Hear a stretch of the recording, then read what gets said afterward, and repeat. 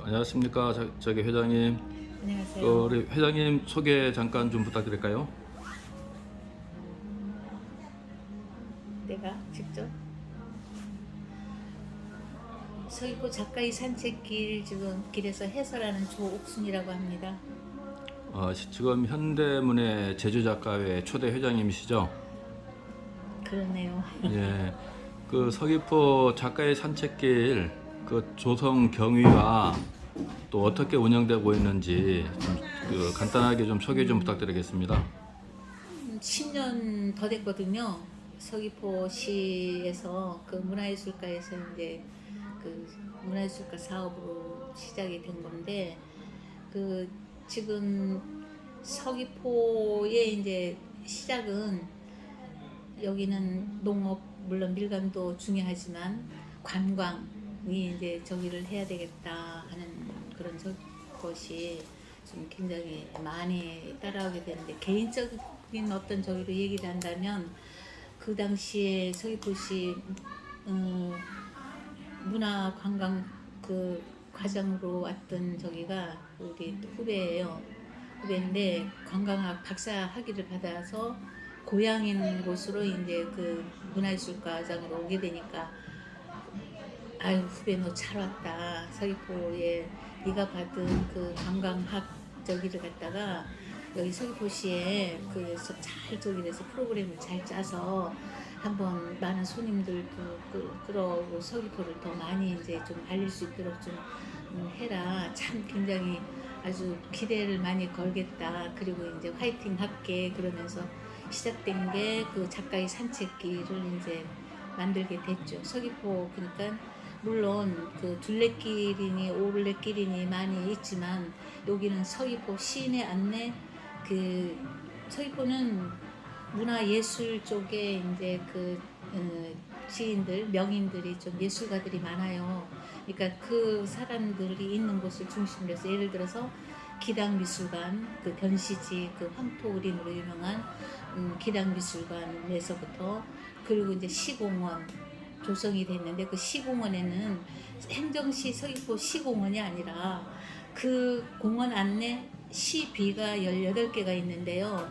그 시비를 선택할 때에 어떤 시를 저기를 할건가 할 때에 서귀포시의 중심이 되어 있는 저기를 보니까 서귀포시를 소재로 한 작품들을 골랐는데 360여 개가 돼요. 근데 그 중에서도 원로이면서 이렇게 작고 하신 분들의 시를 뽑아보자 해서 이제 뽑았거든요. 그래서 그 시비를 이제 그 시 공원 안에 놓게 되었던 거거든요. 그래서 이제 그래서 시공원 그리고 내려오면 이제 천지연으로 이제 내려오게 되거든요. 천지연으로 해서 그 다음에 우리는 그 아름다운 바다 해변 풍경을 거기다 이제 심어 놓는 것도 이제 역할이 되는데 물론 그 서귀포시에는 이중섭 미술관 유명한 그 이중섭 미술관이 있지만 이중섭이 그 세계적으로 알려지게 된 거는 서귀포시에 이제 미술관이 생김으로 해서고 그 미술관을 또 생길 수 있도록 한 분이 또한 서귀포시 그 당시에 초대 민선시장이었던 오광엽 시장님이 우리나라에서 인명 지명거리 1호 그냥 사람 이름 지명거리 1호로 이중섭 거리를 이제 만들었어요. 굉장히 짧은 구간이긴 하지만 내일 올레시장에서 솔동산 입구까지 그러면서 거기에다가 이중섭 미술관이라든지 공원 이런 그 청사진을 그렸습니다. 그래서 시장님이 재임 중에 했던 게 미술관 만들어 놨고 살았던 곳 지금 거주지 거기를 이제 좀 복원해서 이제 만들어 놓은 거 그리고 공원 요거를 해놨는데 그 다음에 관선으로 넘어가면서 이제 그게 관선 시장님한테 다 그리지 못한 청사진 다 그리지 못한 것을 이제 그 관선 시장님들이 맡아서 하게 됐는데 저는 지금 해설사로서 이중섭 거주지나 이럴 때 근무할 때 굉장히 지금 현재 서귀포 오늘에 이르기까지의 시장님들 굉장히 저는 칭찬을 해드립니다. 왜냐하면 다른 데서 볼 수 없었던 일을 우리 관선시장님들은 했거든요.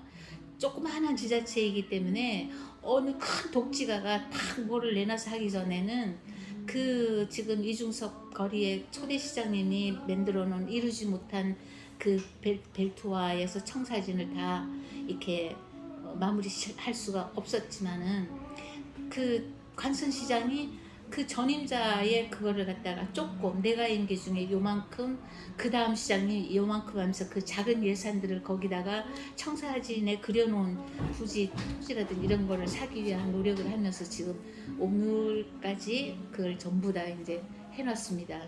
그래서 저는 관광 오신 분들한테 서귀포의 시장님들 굉장히 칭찬을 해드리고 있거든요. 그래서 그 이제 한 4.6km 정도 돼요. 그걸 다 걸으려면.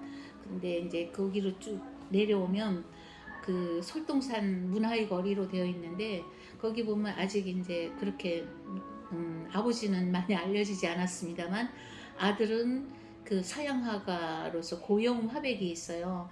근데 아버지도 고성진 화백으로 그분도 역시 서양화를 그렸던 분인데 일본에서 공부하고 우리 어렸을 적에도 보면 제주도 내에 백일장 심사 그림 심사를 다니셨던 분이거든요.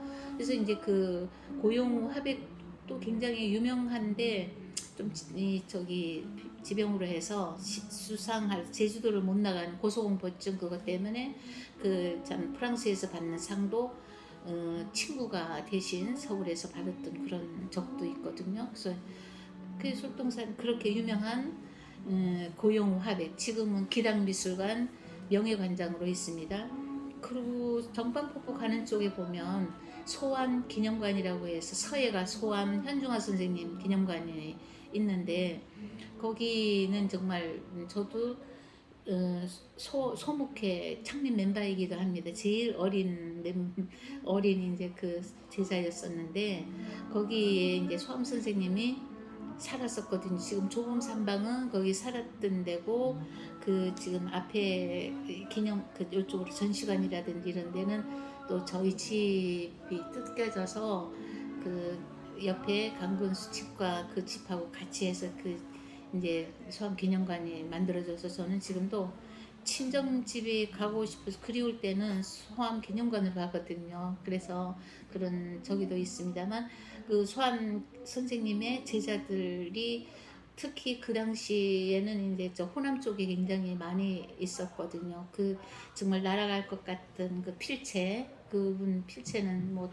이렇게 누구도 흉내낼 수 없다 할 정도의 선생님 특유의 그런 필체가 있었어요. 그래서 이제 제가 거기 가끔 그 해설 근무를 나갈 때인데 한 번은 보니까 대전에서도 그 제자들이 많이 찾아와서 이제 둘러보고 갈 때는 굉장히 선생님이 살고 계신 것 같은 느낌이 들었습니다. 그래서 거기 이제 소암 기념관 거기를 또 이제 들리게 되고 그러니까 뭐 서귀포는 그런 유명한 작가들과 또 작가들이 있는 길을 따라서 이제 그 산책길이 있어요. 물론 서북전시관이라고 하면 우리 한국 사람도 아니고 제주 사람도 아니고 중국 사람인데 왜 거기에 이제 작가의 산책길의 코스로 들어가 있고 또 특히 거기에다가 그 건물이 거기 지어지게 됐냐 하는 게 굉장히 의문시 되는데요. 예전에 그 진시황이 불로초를 캐러 내보냈던 사신 서복이라는 분이 여기를 들렸던 흔적이 있었기 때문이거든요. 근데 이제 불로초를 캐러 그분이 나올 때는 뭐 돌아가기 위해서 했던 거는 분명히 아닌 것 같아요. 좀 꾀도 있으신 분 같고 방사라는 칭호를 갖고 있는 분인데 방사는 천문학, 의학, 신선술, 점성술, 상술에 능한 분이거든요. 근데 중국 그 지금 친나라를 통해 그 여러 나라들 중에서 전부 다 방사들이 있는데 정말 불로초를 캐러 이제 방사들을 이제 동원한다는 얘기를 들으니까 어디 세상에 안 죽고 평생 살 수 있는 저기가 있냐 해서 다 도망을 가버렸어요. 다른 미국 나라에. 근데 이제 제 나라 분이었었거든요. 그 지금 이 우리 서복은 나는 도망가지 안 하고 직접 부딪혀 보겠다. 그래서 진시황한테 내가 이제 블루츠를 캐어 오겠다고 해가지고 그런데 내가 좀 한번 먼 바다에 한번 일단은 한번 나가서 저기를 동태를 살피고 오마. 그래서 처음에 나갔다가 들어오면서 아이고 넓은 바다를 그 넘어가는데 집채만한 괴물이 득실거려서 그 괴물을 퇴치하고 넘어갈 수 있는 걸 연구를 하고 가겠습니다. 그래서 한 9년 이후에는 이제 나오게 돼요. 그냥 진시황이 믿어준 거거든요. 그때는 그 젊은 남녀 3,000명, 그리고 이제 기술을 가진 장정 200명, 그리고 3,200명이 돌아올 때까지 먹을 곡식, 그나마 떨어지면 자급자족할 수 있는 씨앗을 실어달라. 근데 진시황은 다 해줬어요. 그러니까 그렇게 해가지고 우리 한반도에 서해안을 돌아 이렇게 가다가 우리 탐라국, 그 당시에 탐라국 그 산북쪽, 제주시 조천 쪽에 이제 와서 배를 이렇게 스테이게 되거든요. 왜냐하면 제주도의 지형은 화산지대가 되는데 산북에는 이렇게 바다하고 육지하고 평평하게 이어진 곳이 많아요. 거기 이제 그러니까 모래사장도 있고, 근데 산남 쪽에는 이렇게 경사 가져가지고 절벽 이렇게 많이 되니까 그쪽으로 배를 댄 거거든요. 그러면서 뭐든지 살아있는 거, 뭐 크든 작든 움직이든 상관없다. 그걸 하고 저 산 너머 배대에 있는 곳으로 넘어와라. 그러면서 아침에 하늘을 보니까 너무 좋은 기운이 돌아서 아침 조자하고 하늘 천자를 딱 새겨놓고 출발을 시켰다 그래요. 지금 이 조천 마을이 이제 그런 얘기가 되는 건데요. 그리고 이제 돌아와서 넘어가면서 이제 정방폭포의 그 서쪽 절벽으로 물 떨어지는 서쪽에다가 서복이 서쪽으로 돌아간 포구. 그래서 서귀포라는 이제 지명이 됐다. 그러니까 그거는 믿어도 좋고 말아도 좋을, 그러니까 서복이 산북의 조천과 산남의 서귀포의 지명을 만들어줬다는 그런 설이 있어요.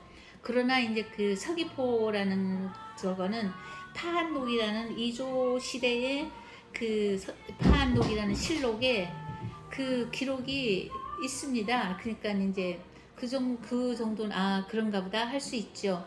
근데 그러면 서쪽으로 쭉 가야 될 거 아니에요. 안 가고 탐라국 저쪽 한림 저쪽 끝에 가니까 키를 동쪽으로 돌렸거든요.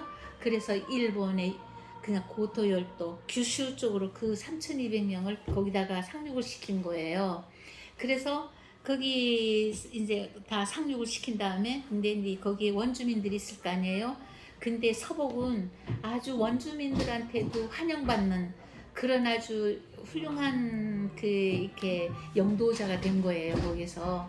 그러니까 거기서 이제 좀 임금처럼 아주 덕망 있게, 왜냐하면 훌륭한 문화사절이거든요.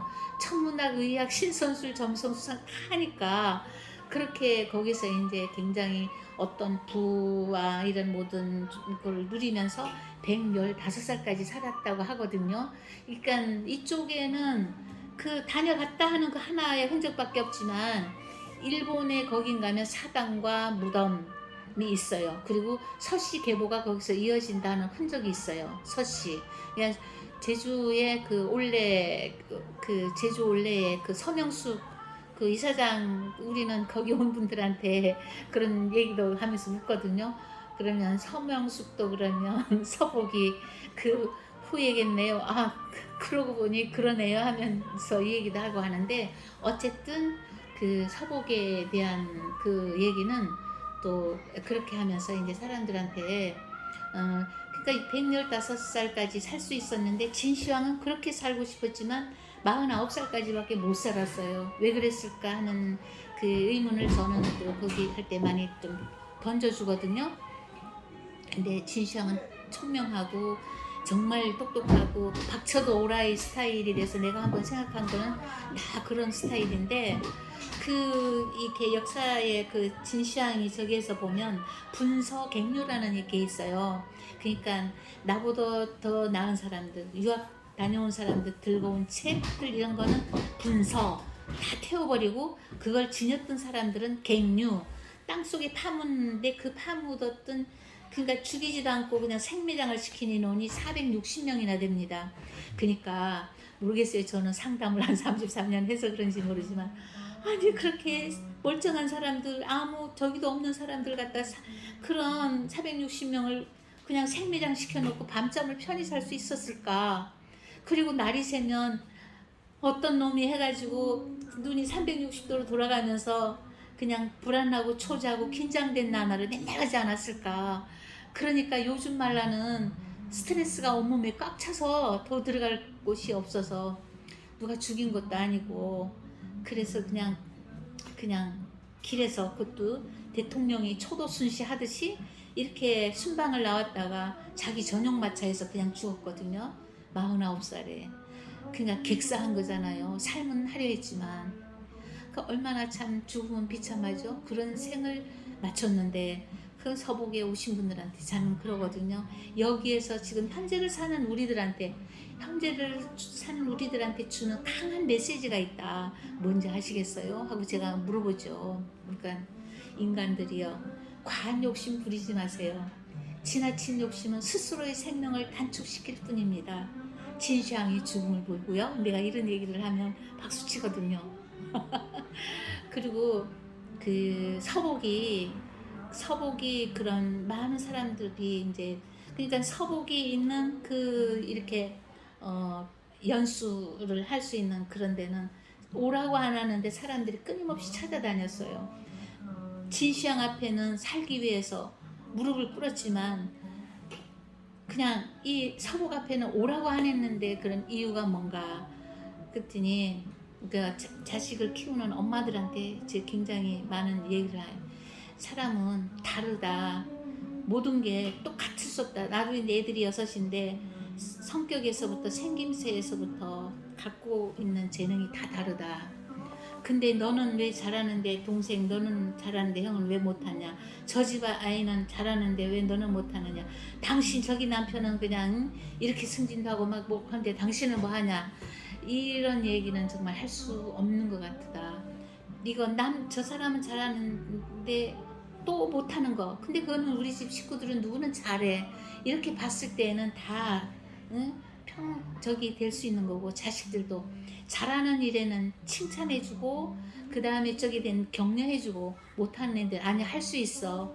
그래 너는 저건 못하지만은 이건 잘하잖아. 어떻게 사람이 다 할 수 있니 하면서 좀 지지 격려 칭찬 같은 거를 한다면 그 조금 부족해 보였던 애도 내 중에는 자신감 있게 사람이 햇빛 앞에 그 뒤에 남의 뒤에 서는 것보다는 당당하게 앞에 나설 수 있는 자식을 키워주는 거는 어렸을 적에 가정에서 보고 부모님들이 싸우는 집에서 그냥 자란 애들은 이 다음에 커서도 나는 우리 아버지처럼 술 안 마셔 어머니처럼 그렇게 그냥 저기 안 해 하지만 꼭 부모님 닮은 모습을 하고 있더라는 얘기를 많이 이제 듣거든요. 그러니까 어렸을 적에 가정에서 자식들한테 좋은 모습 많이 보여주면 그 모습을 보면서 자란 아이는 그대로 커서도 잘 될 것이라는 얘기를 서복 이렇게 거기에서 해설하면서 저는 얘기를 많이 하는데 어쨌든 서복에서 해설할 때가 제일 재밌어요. 왜냐하면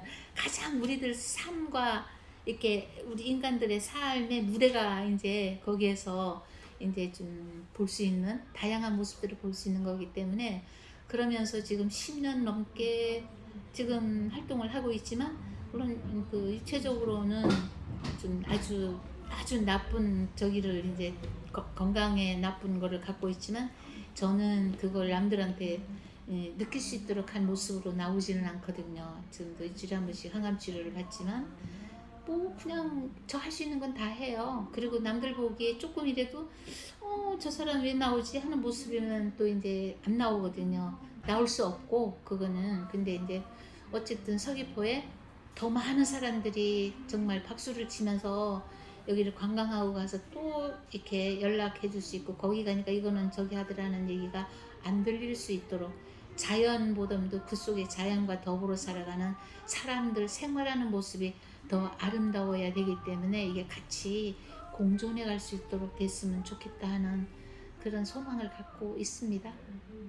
예, 우리 회장님 그 현대문의 제주 작가의 초대 회장님이시고 뭐 시인이시고 수필가시고 그래서 제주도 서귀포 작가의 산책길 그 널리 알려주시고요. 오늘 인터뷰 감사합니다, 회장님. 길었어요?